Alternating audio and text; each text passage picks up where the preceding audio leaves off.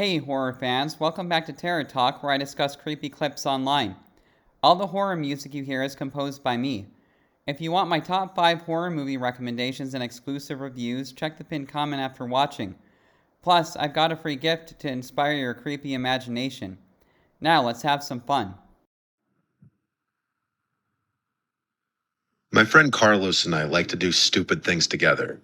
We've been friends since we were 10, and when we were 21, we became roommates. We lived in Brunswick, Georgia, where we grew up. A little coastal town that had its pros and cons, but overall was an okay place to grow up. But it got boring as we entered our 20s. Anyway, that's neither here nor there. While we did live there, we knew about a creepy looking house that differed from the rest of the houses in town, in that it looked like it was built in a different century. It had long been abandoned, and we and our friends would make up stories about its history. I feel like a lot of kids have that creepy house in a town growing up. Did you have that? For me personally, I kind of grew up in a suburban area. Like, there was really no creepy house. Even though a pedophile lived down my street when I was a lot younger, and I guess that kind of gave it a creepy vibe, but other than that, nothing really that I can point out. But I feel like there's always kind of like a haunted house type thing that a lot of kids are fascinated by. Let me know if you ever had that when you were younger. It was mid-October, and everyone was in Halloween mode. People were doing Halloween-themed activities like haunted houses and corn mazes and such. We thought it would be fun one Friday night to go break into that house and explore. So after we were both home from our jobs, we both grabbed baseball bats to bring with us, stopped for some fast food and beers on the way, and drove to the house. We parked all the way down the road, just not to be suspicious. The houses around there were not that close together, so each property was pretty big, which meant we were less likely to get caught snooping around. We both grabbed a couple beers each and threw them in our backpacks. Not sure why we thought we were going to drink in there, but along with that, we stuffed our baseball bats into the sides, just so no one would see us walking around with baseball bats in our hands late at night looking like trouble. We quietly walked down the street, just whispering to each other. It took less than 5 minutes to get to the house. It was so dark on this part of the street because this house, along with the house across the street, had no lights on. There weren't any street lights on the street. Whatever light there may have been would have had to come from one of the few houses with their lights on. From here on, we used our flashlights we brought. The front lawn had a bunch of dirt patches, and the patches of grass were overgrown. Lots of weeds everywhere, it seemed. We walked around to the backyard to look for an entry point, because doing that out front seemed stupid for obvious reasons. Shockingly, the back door was already unlocked. The place wasn't boarded up or anything. The back windows weren't even smashed. We knew that the place was abandoned, though. Everybody did. We walked right in.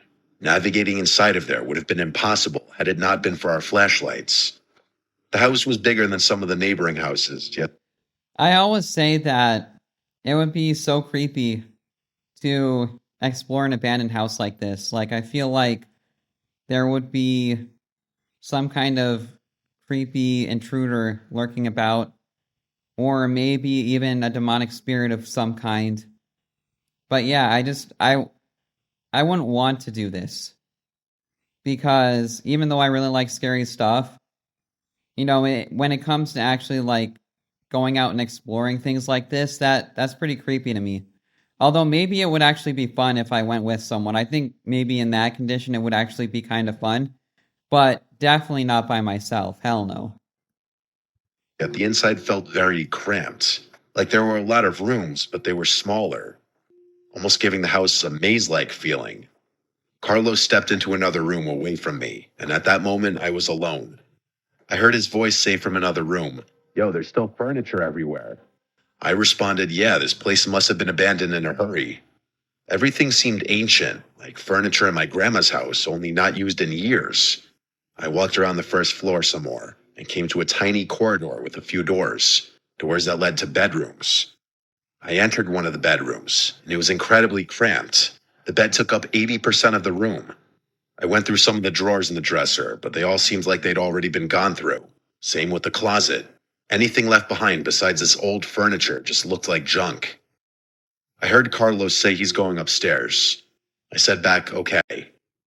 We were speaking at a volume that was just loud enough for each of us to hear.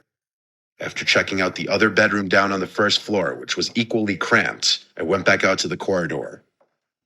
There were 2 other doors, one that led to a bathroom, and then when I opened the final door, it was looking down a long stairway to a basement. I decided, fuck it, I'm walking down. I started descending the steps, each step squeaking and cracking under my weight. I got about halfway down the steps when I realized there was a faint glow coming from down there. I turned off my flashlight, and yes, there was still a little faint glow coming from down there. I should have turned and left in that moment like any normal person. Yeah, that is pretty weird, but maybe not that weird, because abandoned houses have squatters all the time, I think. That only makes sense, so this sounds like just another squatter situation, but it would still be kind of creepy to see some light down in the basement somewhere of an abandoned house, wouldn't it? But I do stupid things. Like I die first in a horror movie, most likely. I continued down the stairs with my flashlight off, and when I got to the bottom, I looked around the walls separating the stairs from the rest of the basement, and I saw what was just barely lighting up the room. It was 2 tall candles sitting on a table, but that wasn't the first thing I noticed. What I saw first was what was next to that, and it was some kind of sofa rocking chair, and it was rocking. Someone was seated in it. It was facing away from the stairway. All I could see was a hand on one of the arms of the chair. I had to get out of there. I started going back up the stairs as quietly as I could, with each crack and squeak causing me to cringe in fear. I was halfway up the stairs now. I looked back down and could still see the faint glow of the candles, so I continued as quietly as I could. I was almost to the top. One stair creaked especially loud. I paused for a moment, clenching my teeth so hard. I proceeded up the final steps and made it to the top. I turned to shut the door, but I noticed it was pitch black down there now. Yeah, that's always kind of a classic horror scenario, right? Like, you're trying to get away up the creaky stairs, and they're just so freaking loud. So freaking annoyingly loud, and you're trying not to grab too much attention to yourself. But all of a sudden, a really loud stair squeaks. That's just classic. Kind of classic in horror, you know? The thought of the candles having been put out sent a shiver down my spine. I quietly closed the door, and then I tiptoed around this cramped maze of a house until I found the stairway going upstairs. I stood at the bottom of the stairs and quietly called up to Carlos. He wasn't responding. I sighed and started quietly going up the stairs, repeating Carlos's name. Still no response.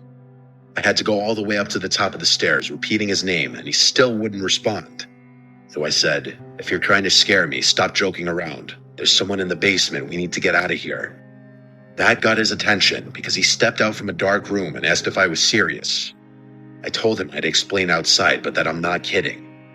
He followed me down the stairs. I was trying less so to be quiet now because I just wanted to get out of that house. We were heading back to the back door where we entered, but when we passed the corridor with the basement door, we both saw the silhouette of a man standing in front of the door.